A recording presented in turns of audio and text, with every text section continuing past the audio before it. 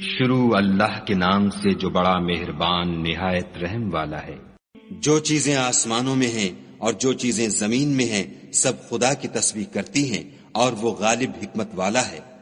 وہی تو ہے جس نے کفار اہل کتاب کو حشر اول کے وقت ان کے گھروں سے نکال دیا،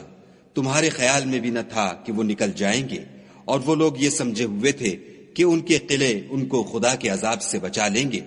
مگر خدا نے ان کو وہاں سے آ لیا جہاں سے ان کو گمان بھی نہ تھا، اور ان کے دلوں میں دہشت ڈال دی کہ اپنے گھروں کو خود اپنے ہاتھوں اور مومنوں کے ہاتھوں سے اجاڑنے لگے۔ تو اے بصیرت کی آنکھیں رکھنے والو، عبرت پکڑو، اور اگر خدا نے ان کے بارے میں جلا وطن کرنا نہ لکھ رکھا ہوتا تو ان کو دنیا میں بھی عذاب دے دیتا، اور آخرت میں تو ان کے لیے آگ کا عذاب تیار ہے۔ یہ اس لیے کہ انہوں نے خدا اور اس کے رسول کی مخالفت کی، اور جو شخص خدا کی مخالفت کرے تو خدا سخت عذاب دینے والا ہے۔ مومنوں، کھجور کے جو درخت تم نے کاٹ ڈالے یا ان کو اپنی جڑوں پر کھڑا رہنے دیا سو خدا کے حکم سے تھا، اور مقصود یہ تھا کہ وہ نافرمانوں کو رسوا کرے۔ اور جو مال خدا نے اپنے پیغمبر کو ان لوگوں سے لڑائی بھڑائی کے بغیر دلوایا ہے اس میں تمہارا کچھ حق نہیں، کیونکہ اس کے لیے نہ تم نے گھوڑے دوڑائے نہ اونٹ، لیکن خدا اپنے پیغمبروں کو جن پر چاہتا ہے مسلط کر دیتا ہے، اور خدا ہر چیز پر قادر ہے۔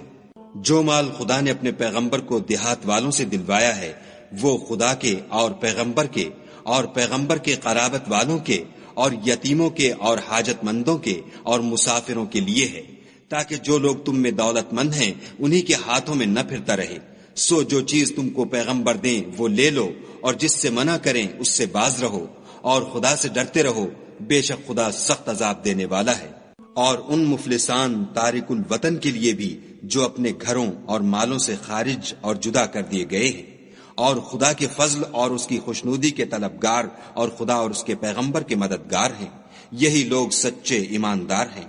اور ان لوگوں کے لیے بھی جو مہاجرین سے پہلے ہجرت کے گھر یعنی مدینے میں مقیم اور ایمان میں مستقل رہے، اور جو لوگ ہجرت کر کے ان کے پاس آتے ہیں ان سے محبت کرتے ہیں، اور جو کچھ ان کو ملا اس سے اپنے دل میں کچھ خواہش اور خلش نہیں پاتے، اور ان کو اپنی جانوں سے مقدم رکھتے ہیں، خواہ ان کو خود احتیاج ہی ہو۔ اور جو شخص حرص سے نفس سے بچا لیا گیا تو ایسے ہی لوگ مراد پانے والے ہیں۔ اور ان کے لیے بھی جو ان مہاجرین کے بعد آئے اور دعا کرتے ہیں کہ اے پروردگار ہمارے اور ہمارے بھائیوں کے جو ہم سے پہلے ایمان لائے ہیں گناہ معاف فرما، اور مومنوں کی طرف سے ہمارے دل میں کینہ و حسد نہ پیدا ہونے دے، اے ہمارے پروردگار تو بڑا شفقت کرنے والا مہربان ہے۔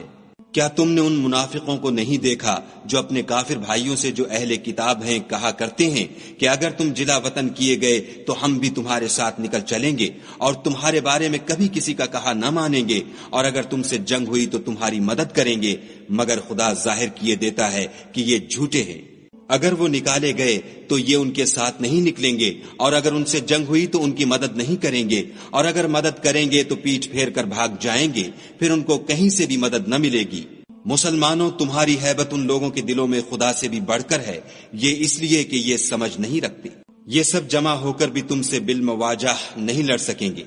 مگر بستیوں کے قلعوں میں پناہ لے کر یا دیواروں کی اوٹ میں مستور ہو کر ان کا آپس میں بڑا رعب ہے۔ تم شاید خیال کرتے ہو کہ یہ اکٹھے اور ایک جان ہیں، مگر ان کے دل پھٹے ہوئے ہیں، یہ اس لیے کہ یہ بے عقل لوگ ہیں۔ ان کا حال ان لوگوں کا سا ہے جو ان سے کچھ ہی پیشتر اپنے کاموں کی سزا کا مزہ چکھ چکے ہیں، اور ابھی ان کے لیے دکھ دینے والا عذاب تیار ہے۔ منافقوں کی مثال شیطان کی سی ہے کہ انسان سے کہتا رہا کہ کافر ہو جا، جب وہ کافر ہو گیا تو کہنے لگا کہ مجھے تجھ سے کچھ سروکار نہیں، مجھ کو تو خدا رب العالمین سے ڈر لگتا ہے۔ تو دونوں کا انجام یہ ہوا کہ دونوں دوزخ میں داخل ہوئے، ہمیشہ اس میں رہیں گے، اور بے انصافوں کی یہی سزا ہے۔ اے ایمان والو، خدا سے ڈرتے رہو، اور ہر شخص کو دیکھنا چاہیے کہ اس نے کل یعنی فردائے قیامت کے لیے کیا سامان بھیجا ہے، اور ہم پھر کہتے ہیں کہ خدا سے ڈرتے رہو،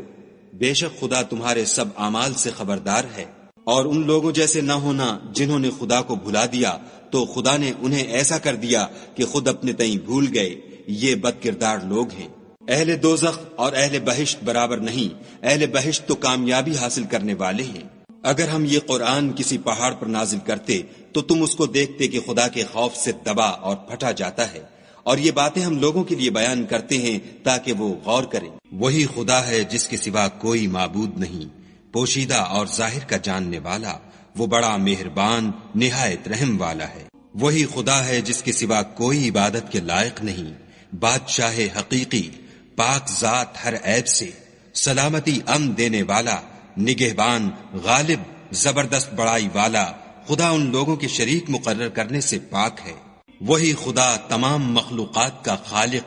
ایجاد و اختراع کرنے والا، صورتیں بنانے والا، اس کے سب اچھے سے اچھے نام ہیں۔ جتنی چیزیں آسمانوں اور زمین میں ہیں سب اس کی تسبیح کرتی ہیں، اور وہ غالب حکمت والا ہے۔